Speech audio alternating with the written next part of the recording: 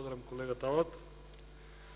Почитувана колежке Данчевска и Илиевска, разговараме за разрешување на човек кој целиот свој работен век, односно 30 години, го поминал во јавно обвинителската фела.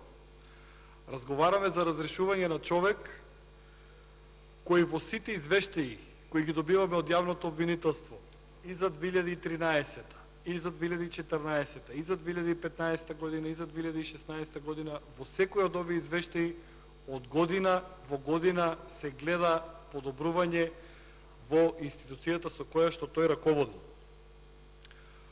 Кога господинот Зврлевски имаше обраќање на колегите, им беше од владеачкото мнозинство смешно, меѓутоа може да замислите колку била вреднована оваа институција. Додека не дошол господинот Зврлевски, јавните обвинители немале дури ни службени мобилни телефони. Така да разговараме за разрешување на господинот Марко Зврлевски, како што каже еден од колегите, разрешувањето на него е само една димна завеса со која власта сака да ги покрие своите неспособности кои ги прави од ден во ден.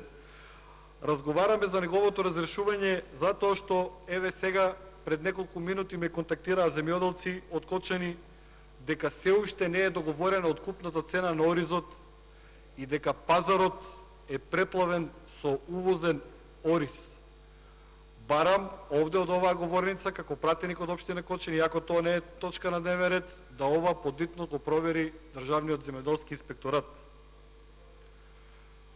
Понатаму, разговараме за разрешување на господинот Марко Зврлевски, затоа што ако не разговараме за тоа, треба да разговараме за платите на лекарите од 100.000 денари, односно нешто кое што Социјалдемократскиот сојуз го вети и представува уште едно лажно нивно ветување кое никогаш нема да се реализира. Околу задолжувањето на државата се случува со светлосна брзина.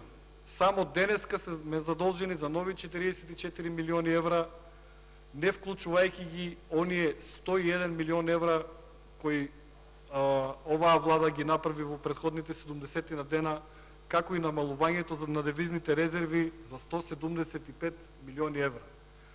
Никој, апсолутно никој не се најде да каже зошто се планира да се потрошат овие пари во услови кога знаеме дека не е планирано ниту зголемување на пензиите на пензионерите и во услови кога не се дозволува да се расправа за законот за покачување на платите на административните службеници.